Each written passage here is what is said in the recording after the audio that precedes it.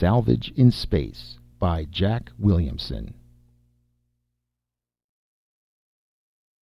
His planet was the smallest in the solar system, and the loneliest, Thad Allen was thinking as he straightened wearily in the huge, bulging, inflated fabric of his Osprey space armor. Walking awkwardly in the magnetic boots that held him to the black mass of meteoric iron, he mounted a projection and stood motionless, staring moodily away through the vision panels of his bulky helmet into the dark mystery of the void.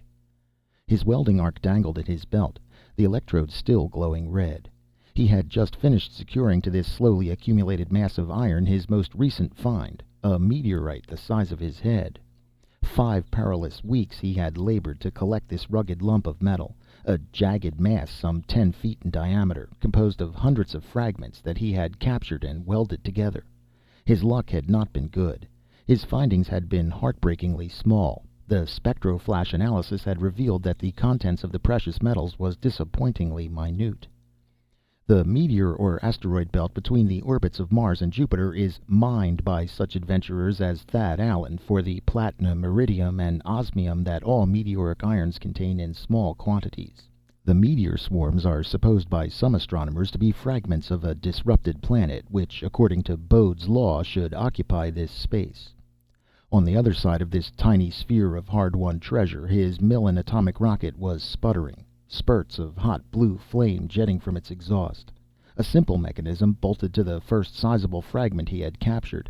It drove the iron ball through space like a ship. Through the magnetic soles of his insulated boots, Thad could feel the vibration of the iron mass beneath the rocket's regular thrust. The magazine of uranite fuel capsules was nearly empty now, he reflected. He would soon have to turn back toward Mars. Turn back? But how could he, with so slender a reward for his efforts? Meteor mining is expensive. There was his bill at Millen and Helion Mars for uranite and supplies, and the unpaid last installment on his Osprey suit. How could he outfit himself again if he returned with no more metal than this? There were men who averaged 1,000 tons of iron a month. Why couldn't fortune smile on him? He knew men who had made fabulous strikes, who had captured whole planetoids of rich metal. And he knew weary, white-haired men who braved the perils of vacuum and absolute cold and bullet-swift meteors for hard years, who still hoped. But sometime fortune had to smile, and then the picture came to him, a tower of white metal among the low red hills near Helion, a slim, graceful tower of argent rising in a fragrant garden of flowering Martian shrubs, purple and saffron, and a girl waiting at the silver door.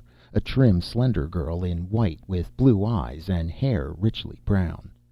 Thad had seen the white tower many times on his holiday tramps through the hills about Helion. He had even dared to ask if it could be bought, to find that its price was an amount that he might not amass in many years at his perilous profession. But the girl in white was yet only a glorious dream. The strangeness of interplanetary space and the somber mystery of it pressed upon him like an illimitable and deserted ocean. The sun was a tiny white disk on his right, hanging between rosy coronal wings. His native Earth, a bright greenish point suspended in the dark gulf below it. Mars, nearer, smaller, a little ochre speck above the shrunken sun. Above him, below him, in all directions was vastness, blackness, emptiness.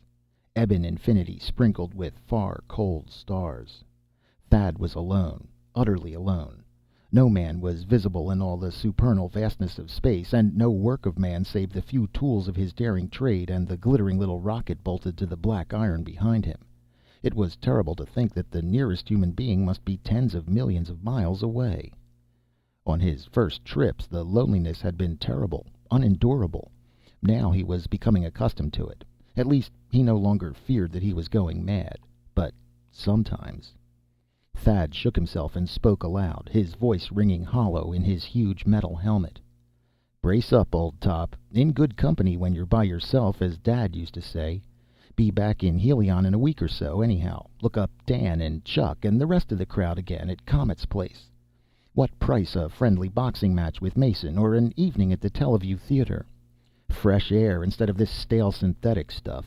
Real food in place of these tasteless concentrates. A hot bath instead of greasing yourself. Too dull out here. Life."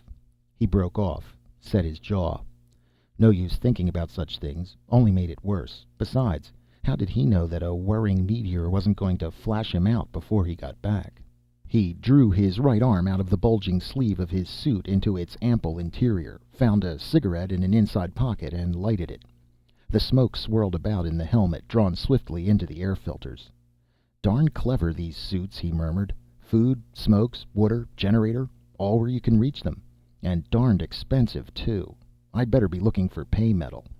He clambered to a better position, stood peering out into space, searching for the tiny gleam of sunlight on a meteoric fragment that might be worth capturing for its content of precious metals. For an hour he scanned the black, star-strewn gulf as the sputtering rocket continued to drive him forward. "There she glows!" he cried suddenly, and grinned. Before him was a tiny glowing fleck that moved among the unchanging stars. He stared at it intensely, breathing faster in the helmet. Always he thrilled to see such a moving gleam. What a treasure it promised! At first sight it was impossible to determine size or distance or rate of motion. It might be 10,000 tons of rich metal. A fortune! It would more probably prove to be a tiny, stony mass not worth capturing. It might even be large and valuable, but moving so rapidly that he could not overtake it with the power of the diminutive Millen rocket. He studied the tiny speck intently, with practiced eye, as the minutes passed. An untrained eye would never have seen it at all among the flaming hosts of stars. Skillfully he judged from its apparent rate of motion and its slow increase in brilliance its size and distance from him. Must be a fair size," he spoke aloud at length. 100 tons, I'll bet my helmet. But scooting along pretty fast. Stretch the little old rocket to run it down." He clambered back to the rocket, changed the angle of the flaming exhaust to drive him directly across the path of the object ahead, filled the magazine again with the little pellets of uranite, which were fed automatically into the combustion chamber, and increased the firing rate. The trailing blue flame reached farther backward from the incandescent orifice of the exhaust. The vibration of the metal sphere increased. Thad left the sputtering rocket and went back where he could see the object before him. It was nearer now, rushing obliquely across his path.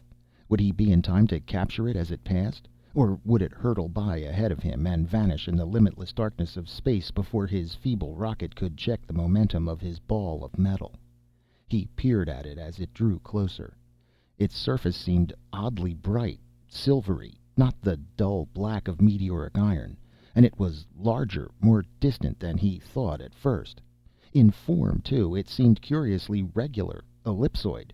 It was no jagged mass of metal. His hopes sank, rose again immediately. Even if it were not the mass of rich metal for which he had prayed, it might be something as valuable and more interesting. He returned to the rocket, adjusted the angle of the nozzle again, and advanced the firing time slightly, even at the risk of a ruinous explosion. When he returned to where he could see the hurtling object before him, he saw that it was a ship. A tapering silver-green rocket flyer. Once more his dreams were dashed. The officers of interplanetary liners lose no love upon the meteor miners, claiming that their collected masses of metal, almost helpless, always underpowered, are menaces to navigation. Thad could expect nothing from the ship save a heliographed warning to keep clear. But how came a rocket flyer here in the perilous swarms of the meteor belt? Many a vessel had been destroyed by collision with an asteroid in the days before charted lanes were cleared of drifting metal. The lanes more frequently used between Earth, Mars, Venus, and Mercury were, of course, far inside the orbits of the asteroids, and the few ships returning to Jupiter's moons avoided them by crossing millions of miles above their plane. Could it be that legendary green ship, said once to have mysteriously appeared, sliced up and drawn within her hull several of the primitive ships of that day, and then disappeared forever after in the remote wastes of space? Absurd, of course. He dismissed the idle fancy and examined the ship still more closely. Then he saw that it was turning end over end very slowly. That meant that the gyros were stopped, that it was helpless, drifting, disabled, powerless to avoid hurling meteoric stones. Had it blundered unawares into the belt of swarms? Been struck before the danger was realized? Was it a derelict with all dead upon it? Either the ship's machinery was completely wrecked, Thad knew, or there was no one on watch, for the controls of a modern rocket flyer are so simple and so nearly automatic that a single man at the bridge can keep a vessel upon her course. It might be, he thought, that a meteorite had ripped open the hull, allowing the air to escape so quickly that the entire crew had been asphyxiated before any repairs could be made. But that seemed unlikely, since the ship must have been divided into several compartments by airtight bulkheads. Could the vessel have been deserted for some reason? The crew might have mutinied and left her in the life tubes. She might have been robbed by pirates and set adrift. But with the space lanes policed as they were, piracy and successful mutiny were rare.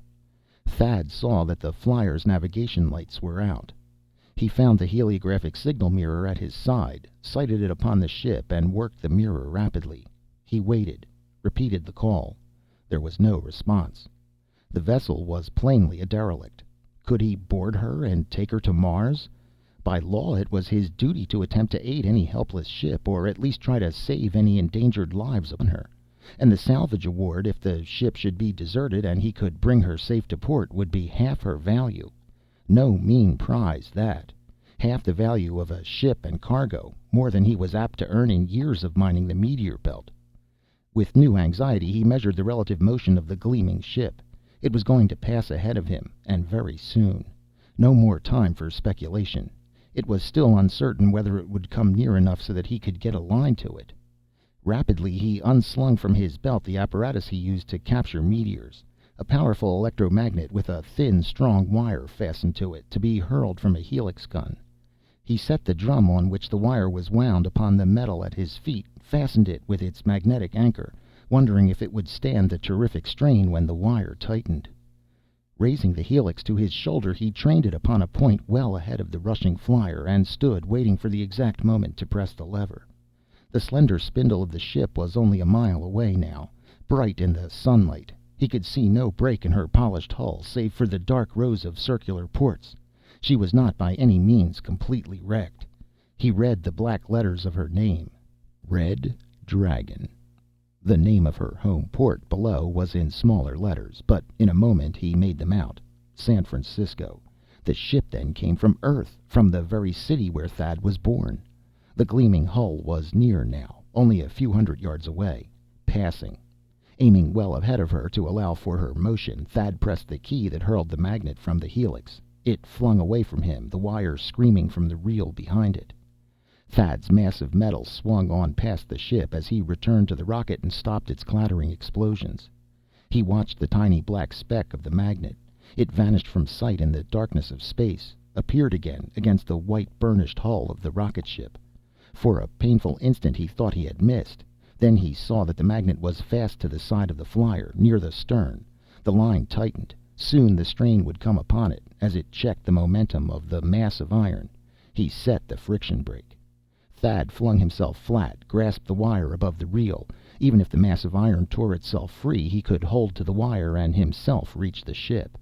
He flung past the deserted vessel. Behind it, his lump of iron swung like a pebble in a sling. A cloud of smoke burst from the burned lining of the friction brake in the reel. Then the wire was all out. There was a sudden jerk, and the hard gathered sphere of metal was gone, snapped off into space. Thad clung desperately to the wire, muscles cracking, tortured arms almost drawn from their sockets. Fear flashed over his mind. What if the wire broke and left him floating helpless in space? It held, though, to his relief. He was trailing behind the ship. Eagerly he seized the handle of the reel, began to wind up the mile and a half of thin wire. Half an hour later, Thad's suited figure bumped gently against the shining hull of the rocket. He got to his feet and gazed backward into the starry gulf, where his sphere of iron had long since vanished.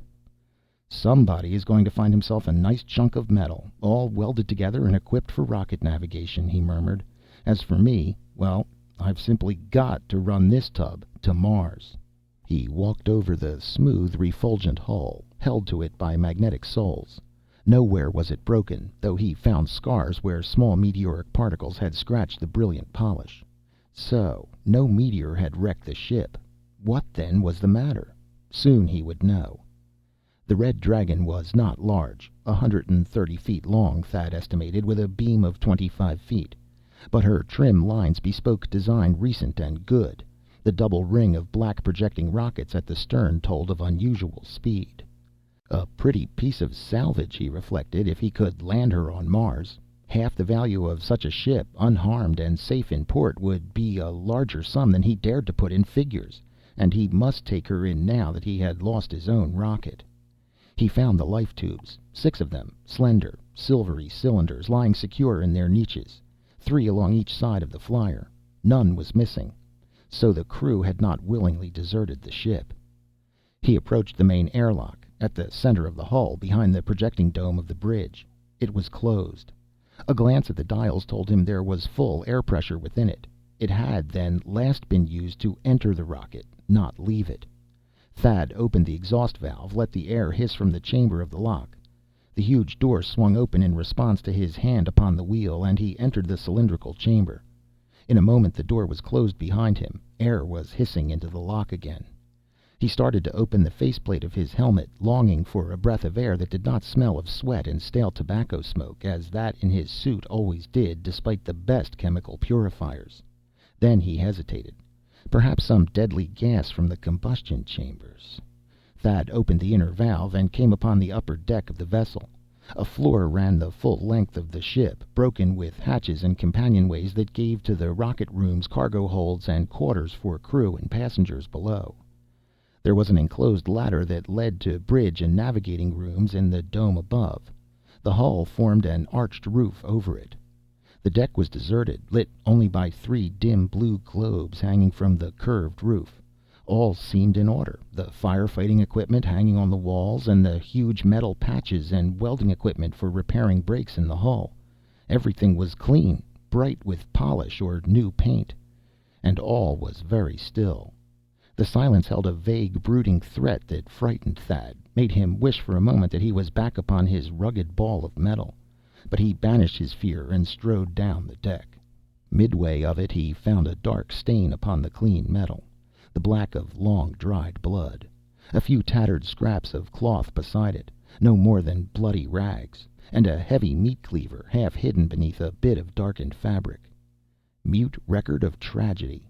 Thad strove to read it. Had a man fought here and been killed? It must have been a struggle of peculiar violence, to judge by the dark spattered stains and the indescribable condition of the remnants of clothing. But what had he fought? Another man, or some thing? And what had become of victor and vanquished? He walked on down the deck. The torturing silence was broken by the abrupt patter of quick little footsteps behind him. He turned quickly, nervously, with a hand going instinctively to his welding arc, which he knew would make a fairly effective weapon. It was merely a dog, a little dog, a yellow, nondescript, pathetically delighted dog. With a sharp, eager bark it leaped up at Thad, pawing at his armor and licking it, standing on its hind legs and reaching toward the visor of his helmet. It was very thin, as if from long starvation. Both ears were ragged and bloody, and there was a long, unhealed scratch across the shoulder, somewhat inflamed, but not a serious wound. The bright, eager eyes were alight with joy, but Thad thought he saw fear in them, and even through the stiff fabric of the Osprey suit he felt that the dog was trembling. Suddenly, with a low whine, it shrank close to his side, and another sound reached Thad's ears. A cry, weird and harrowing beyond telling. A scream so thin and so high that it roughened his skin, so keenly shrill that it tortured his nerves. A sound of that peculiar frequency that is more agonizing than any bodily pain. When silence came again, Thad was standing with his back against the wall, the welding arc in his hand. His face was cold with sweat, and a queer chill pricked up and down his spine. The yellow dog crouched whimpering against his legs. Ominous, threatening stillness filled the ship again, disturbed only by the whimpers and frightened growls of the dog. Trying to calm his overwrought nerves, Thad listened, strained his ears. He could hear nothing, and he had no idea from which direction the terrifying sound had come. A strange cry. Thad knew it had been born in no human throat, nor in the throat of any animal he knew. It had carried an alien note that overcame him with instinctive fear and horror. What had voiced it? Was the ship haunted by some dread entity? For many minutes Thad stood upon the deck, waiting, tensely grasping the welding tool. But the nerve-shattering scream did not come again, nor any other sound. The yellow dog seemed half to forget its fear. It leaped up at his face again with another short little bark. The air must be good, he thought, if the dog could live in it. He unscrewed the faceplate of his helmet and lifted it. The air that struck his face was cool and clean. He breathed deeply, gratefully. And at first he did not notice the strange odor upon it, a curious, unpleasant scent, earthly, almost fetid, unfamiliar. The dog kept leaping up, whining. "Hungry, boy?" Thad whispered. He fumbled in the bulky inside pockets of his suit, found a slab of concentrated food, and tossed it out through the opened panel. The dog sprang upon it, wolfed it eagerly, and came back to his side. Thad set at once about exploring the ship. First he ascended the ladder to the bridge. A metal dome covered it, studded with transparent ports. Charts and instruments were in order, and the room was vacant, heavy with the fatal silence of the ship. Thad had no expert's knowledge of the flyer's mechanism, but he had studied interplanetary navigation to qualify for his license to carry masses of metal under rocket power through the space lanes and into planetary atmospheres. He was sure he could manage the ship if its mechanism were in good order, though he was uncertain of his ability to make any considerable repairs. To his relief, a scrutiny of the dials revealed nothing wrong.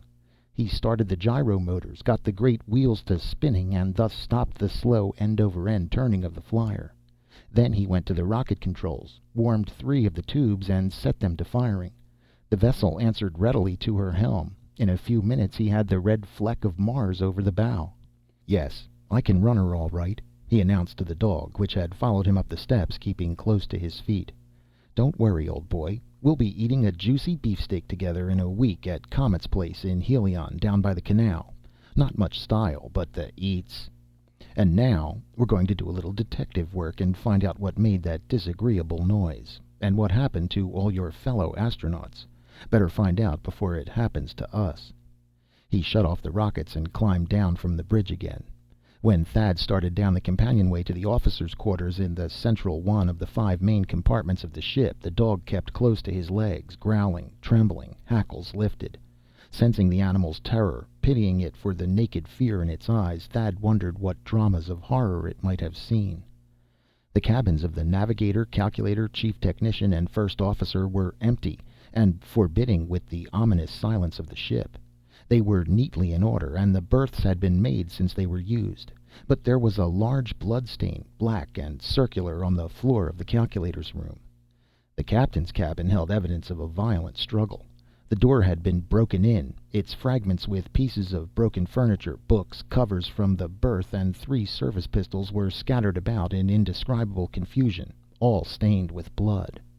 Among the frightful debris, Thad found several scraps of clothing, of dissimilar fabrics. The guns were empty. Attempting to reconstruct the action of the tragedy from those grim clues, he imagined that the 5 officers, aware of some peril, had gathered here, fought, and died. The dog refused to enter the room. It stood at the door, looking anxiously after him, trembling and whimpering pitifully. Several times it sniffed the air and drew back, snarling. Thad thought that the unpleasant earthly odor he had noticed upon opening the faceplate of his helmet was stronger here. After a few minutes of searching through the wildly disordered room, he found the ship's log, or its remains. Many pages had been torn from the book, and the remainder, soaked with blood, formed a stiff black mass. Only one legible entry did he find, that on a page torn from the book, which somehow had escaped destruction. Dated 5 months before, it gave the position of the vessel and her bearings. She was then just outside Jupiter's orbit, earthward bound, and concluded with a remark of sinister implications. "Another man gone this morning. Sims, assistant technician. A fine workman. Odin swears he heard something moving on the deck. Cook thinks some of the doctor's stuffed monstrosities have come to life. Ridiculous, of course, but what is one to think?" Pondering the significance of those few lines, Thad climbed back to the deck. Was the ship haunted by some weird death that had seized the crew, man by man, mysteriously? That was the obvious implication, and if the flyer had been still outside Jupiter's orbit when those words were written, it must have been weeks before the end. A lurking, invisible death, the scream he had heard. He descended into the forecastle and came upon another such silent record of frightful carnage as he had found in the captain's cabin. Dried blood, scraps of cloth, knives, and other weapons. A fearful question was beginning to obsess him. What had become of the bodies of those who must have died in these conflicts? He dared not think the answer. Gripping the welding arc, Thad approached the after hatch giving to the cargo hold. Trepidation almost overpowered him, but he was determined to find the sinister menace of the ship before it found him. The dog whimpered, hung back, and finally deserted him, contributing nothing to his peace of mind. The hold proved to be dark, an indefinite black space, oppressive with the terrible silence of the flyer. The air within it bore still more strongly the unpleasant fetor. Thad hesitated on the steps. The hold was not inviting. But at the thought that he must sleep unguarded while taking the flyer to Mars, his resolution returned. The uncertainty, the constant fear would be unendurable. He climbed on down, feeling for the light button. He found it. As his feet touched the floor, blue light flooded the hold. It was filled with monstrous things, colossal creatures such as nothing that ever lived upon the earth, like nothing known in the jungles of Venus or the deserts of Mars, or anything that has been found upon Jupiter's moons. They were monsters, remotely resembling insects or crustaceans, but as large as horses or elephants. Creatures upreared upon strange limbs, armed with hideously fanged jaws, cruel talons, frightful saw-toothed snouts, and glittering scales, red and yellow and green. They leered at him with phosphorescent eyes, yellow and purple. They cast grotesquely gigantic shadows in the blue light. A cold shock of horror started along Thad's spine at the sight of those incredible nightmare things. Automatically he flung up the welding tool, flicking over the lever with his thumb so that violet electric flame played about the electrode. Then he saw the crowding, hideous things were motionless, that they stood upon wooden pedestals, that many of them were supported upon metal bars. They were dead, mounted, collected specimens of some alien life. Grinning wanly and consciously of a weakness in the knees, he muttered, "They sure will fill the museum if everybody gets the kick out of them that I did. A little too realistic, I'd say. Guess these are the stuffed monstrosities mentioned in the page out of the log. No wonder the cook was afraid of them. Some of them do look hellishly alive." He started across the hold, shrinking involuntarily from the armored enormities that seemed crouching to spring at him, motionless eyes staring. So at the end of the long space, he found the treasure. Glittering in the blue light, it looked unreal, incredible, a dazzling dream. He stopped among the fearful things that seemed gathered as if to guard it, and stared with wide eyes through the open faceplate of his helmet. He saw neat stacks of gold ingots, new, freshly smelted bars of silver-white iridium, of argent platinum, of blue-white osmium. Many of them, thousands of pounds, Thad knew. He trembled at the thought of their value, almost beyond calculation. Then he saw the coffer. Lying beyond the piled gleaming ingots, a huge box 8 feet long, made of some crystal that glittered with snowy whiteness, filled with sparkling iridescent gleams, and inlaid with strange designs, apparently in vermilion enamel. With a little cry he ran toward the chest, moving awkwardly in the loose deflated fabric of the Osprey suit. Beside the coffer on the floor of the hold was literally a mountain of flame-blazing gems, heaped as if they had been carelessly dumped from it. Cut diamonds, incredibly gigantic monster emeralds, sapphires, rubies, and strange stones that Thad didn't recognize. And Thad gasped with horror when he looked at the designs of the vermilion inlay in the white gleaming crystal. Weird forms, shapes of creatures somewhat like gigantic spiders and more unlike them. Demonic things, wickedly fanged, jaws slavering, executed with masterly skill that made them seem living, menacing, secretly gloating. Thad stared at them for long minutes, fascinated almost hypnotically. 3 times he approached the chest to lift the lid and find what it held, and 3 times the unutterable horror of those crimson images thrust him back shuddering. "Nothing but pictures," he muttered hoarsely. A 4th time he advanced, trembling, and seized the lid of the coffer. Heavy, massive, it was fashioned also of glistening white crystal, and inlaid in crimson with weirdly hideous figures. Great hinges of white platinum held it on the farther side. It was fastened with a simple heavy hasp of the precious metal. Hands quivering, Thad snapped back the hasp, lifted the lid. New treasure in the chest would not have surprised him. He was prepared to meet dazzling wonders of gems or priceless metal. Nor would he have been astonished at some weird creature, such as one of those whose likenesses were inlaid in the crystal. but what he saw made him drop the massive lid. A woman lay in the chest, motionless, in white. In a moment he raised the lid again, examined the still form more closely. The woman had been young. The features were regular, good to look upon. The eyes were closed. The white face appeared very peaceful. Save for the extreme cadaverous pallor, there was no mark of death. With a fancy that the body might be miraculously living, sleeping, Thad thrust an arm out through the open panel of his suit and touched a slender, bare white arm. It was stiff, very cold. The still pallid face was framed in fine brown hair. The fair small hands were crossed upon the breast over the simple white garment. A queer ache came into his heart. Something made him think of a white tower in the red hills near Helion, and a girl waiting in its fragrant garden of saffron and purple. A girl like this. The body lay upon a bed of blazing jewels. It appeared, Thad thought, as if the pile of gems upon the floor had been hastily scraped from the coffer to make room for the quiet form. He wondered how long it had lain there. It looked as if it might have been living but minutes before. Some preservative. His thought was broken by a sound that rang from the open hatchway on the deck above, the furious barking and yelping of the dog. Abruptly that was silent, and in its place came the uncanny and terrifying scream that Thad had heard once before on this flyer of mystery. A shriek so keen and shrill that it seemed to tear out his nerves by their roots. The voice of the haunter of the ship. When Thad came back upon the deck, the dog was still barking nervously. He saw the animal forward, almost at the bow, hackles raised, tail between its legs. It was slinking backward, barking sharply, as if to call for aid. Apparently it was retreating from something between Thad and itself, but Thad, searching the dimly lit deck, could see no source of alarm, nor could the structures upon it have shut any large object from his view.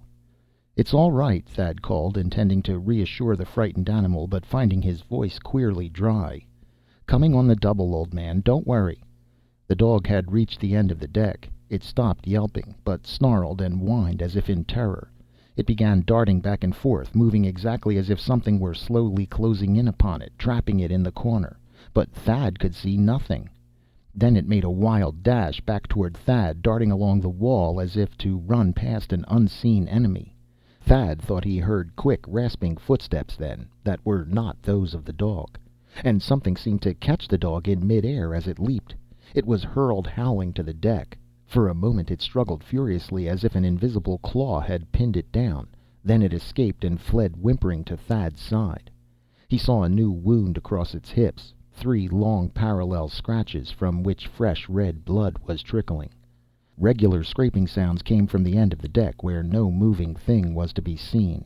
Sounds such as might be made by the walking of feet with unsheathed claws. Something was coming back toward Thad, something that was invisible. Terror seized him with the knowledge.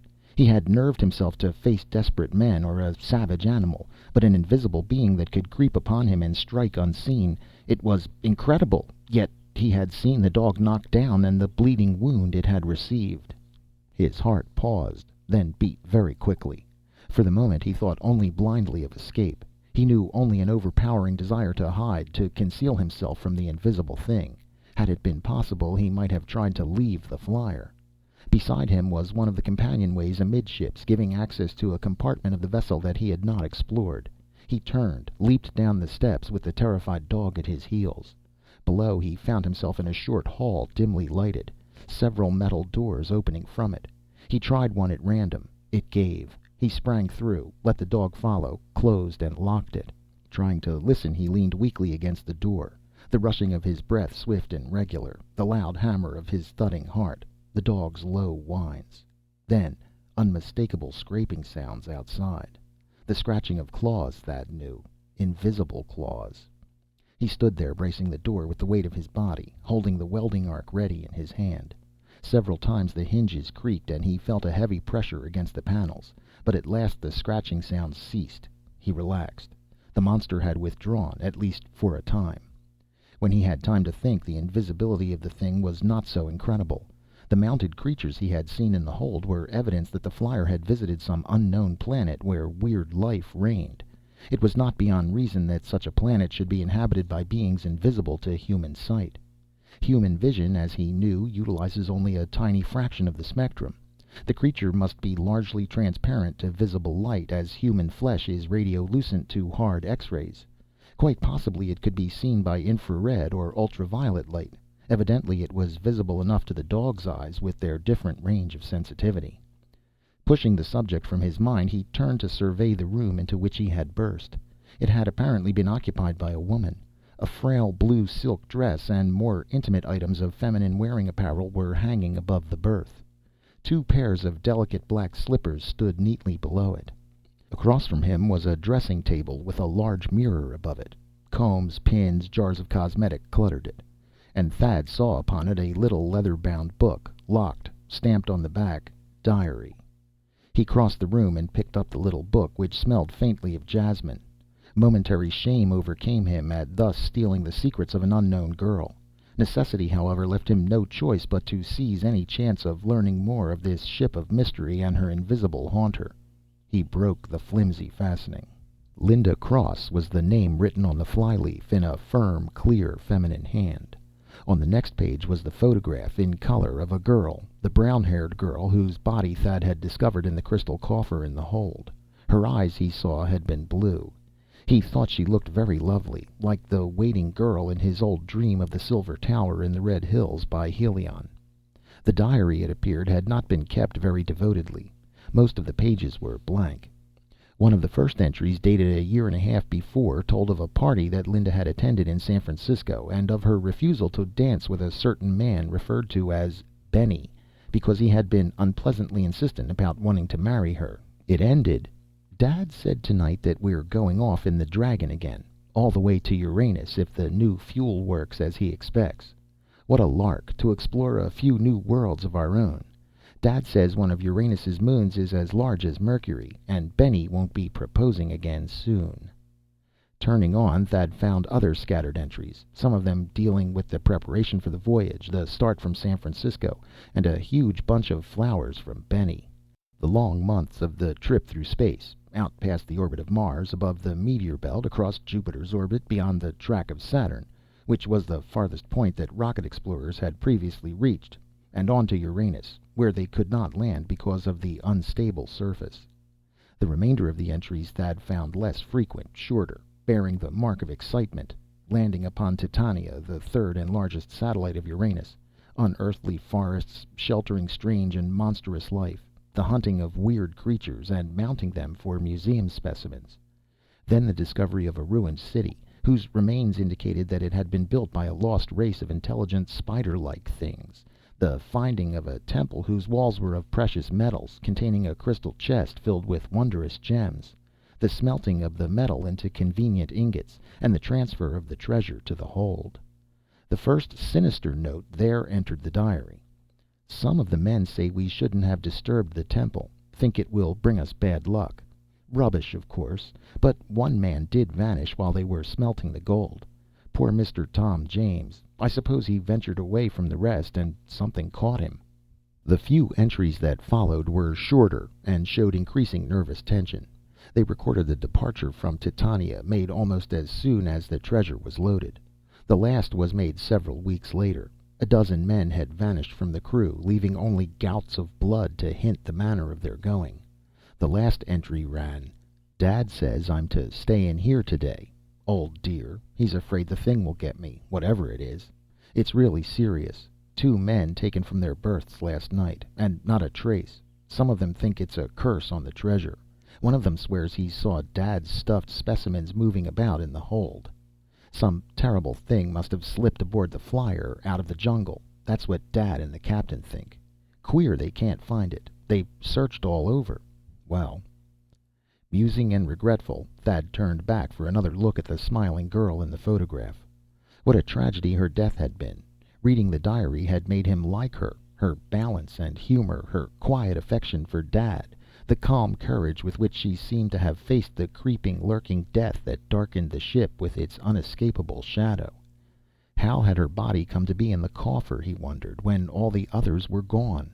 It had shown no marks of violence. She must have died of fear.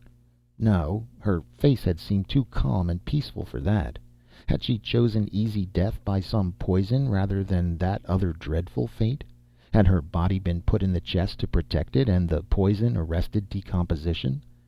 Thad was still studying the picture thoughtfully and sadly when the dog, which had been silent, suddenly growled again, and retreated from the door toward the corner of the room.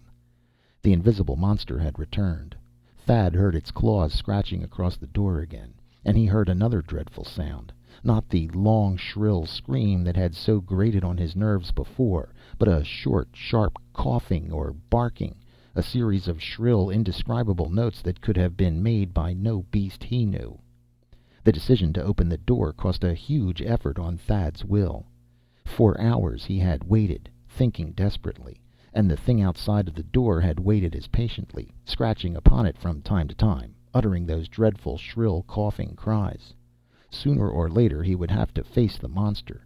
Even if he could escape from the room and avoid it for a time, he would have to meet it in the end, and it might creep upon him while he slept. To be sure, the issue of the combat was extremely doubtful. The monster, apparently, had succeeded in killing every man upon the flyer, even though some of them had been armed.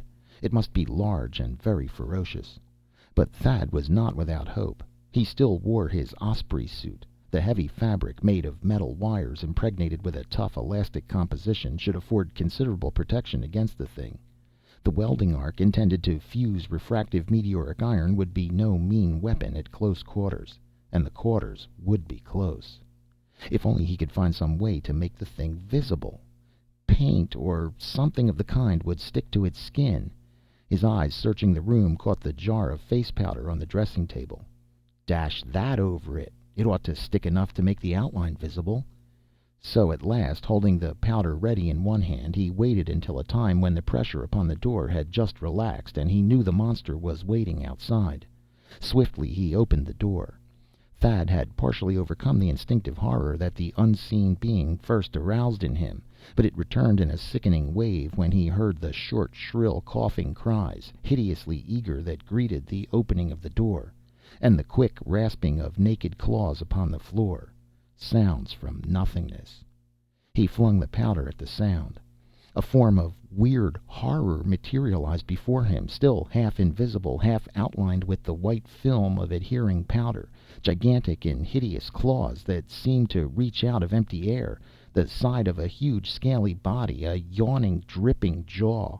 For a moment Thad could see great hooked fangs in that jaw. Then they vanished, as if an unseen tongue had licked the powder from them, dissolving it in fluids which made it invisible. That unearthly, half-seen shape leaped at him. He was carried backward into the room, hurled to the floor. Claws were rasping upon the tough fabric of his suit. His arm was seized crushingly in half-visible jaws.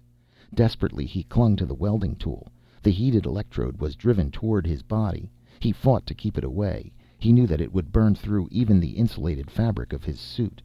A claw ripped savagely at his side. He heard the sharp rending sound as the tough fabric of his suit was torn, and felt a thin pencil of pain drawn along his body where the claw cut his skin.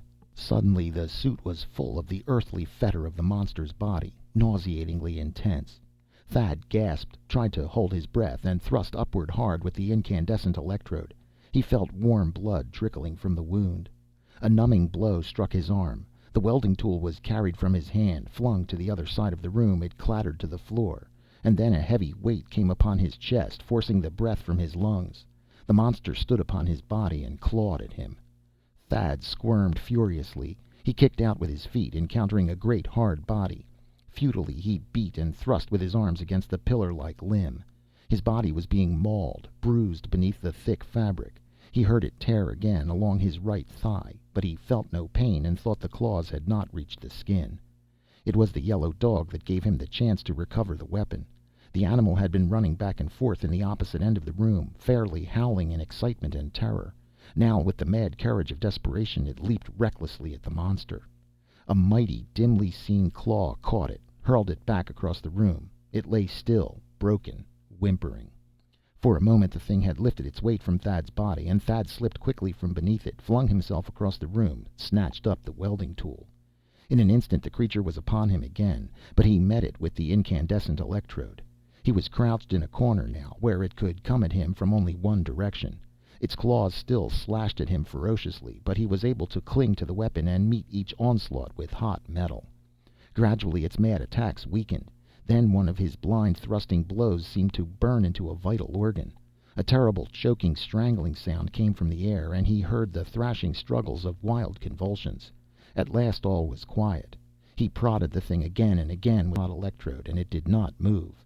It was dead. The creature's body was so heavy that Thad had to return to the bridge and shut off the current in the gravity plates along the keel before he could move it.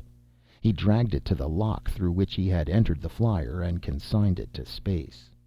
5 days later, Thad brought the Red Dragon into the atmosphere of Mars. A puzzled pilot came aboard in response to his signals and docked the flyer safely at Helion. Thad went down into the hold again with the astonished port authorities who had come aboard to inspect the vessel. Again he passed among the grotesque and outrageous monsters in the hold, leading the gasping officers.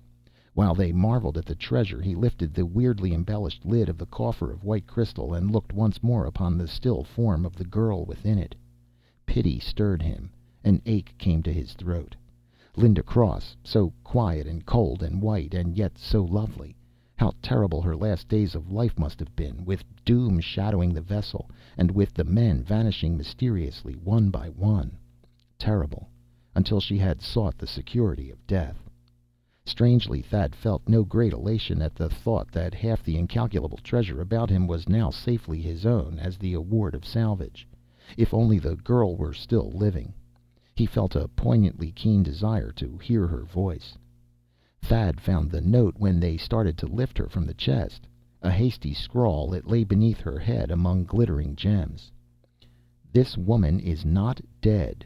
Please have her given skilled medical attention as soon as possible. She lies in a state of suspended animation induced by the injection of 50 minims of Zeranel. She is my daughter, Linda Cross, and my sole heir. I entreat the finders of this to have care given her, and to keep in trust for her such part of the treasure on this ship as may remain after the payment of salvage or other claims. Sometime she will wake, perhaps in a year, perhaps in 100. The purity of my drugs is uncertain, and the injection was made hastily, so I do not know the exact time that must elapse. If this is found, it will be because the lurking thing upon the ship has destroyed me and all of my men. Please do not fail me. Signed, Leverington Cross." Thad bought the white tower of his dreams, slim and graceful in its Martian garden of saffron and purple among the low ochre hills beside Helion. He carried the sleeping girl through the silver door where the girl of his dreams had waited, and set the coffer in a great vaulted chamber. Many times each day he came into the room where she lay, to look into her pallid face and feel her cold wrist. He kept a nurse in attendance, and had a physician called daily. A long Martian year went by. Looking in his mirror one day, Thad saw little wrinkles about his eyes. He realized that the nervous strain and anxiety of waiting was aging him, and it might be 100 years, he remembered, before Linda Cross came from beneath the drug's influence. He wondered if he should grow old and infirm while Linda lay still young and beautiful and unchanged in her sleep, if she might awake after long years and see in him only a feeble old man. And he knew that he would not be sorry he had waited, even if he should die before she revived. On the next day the nurse called him into the room where Linda lay. He was bending over her when she opened her eyes. They were blue, glorious. A long time she looked up at him, first in fearful wonder, then with confidence and dawning understanding, and at last she smiled. End of Salvage in Space by Jack Williamson.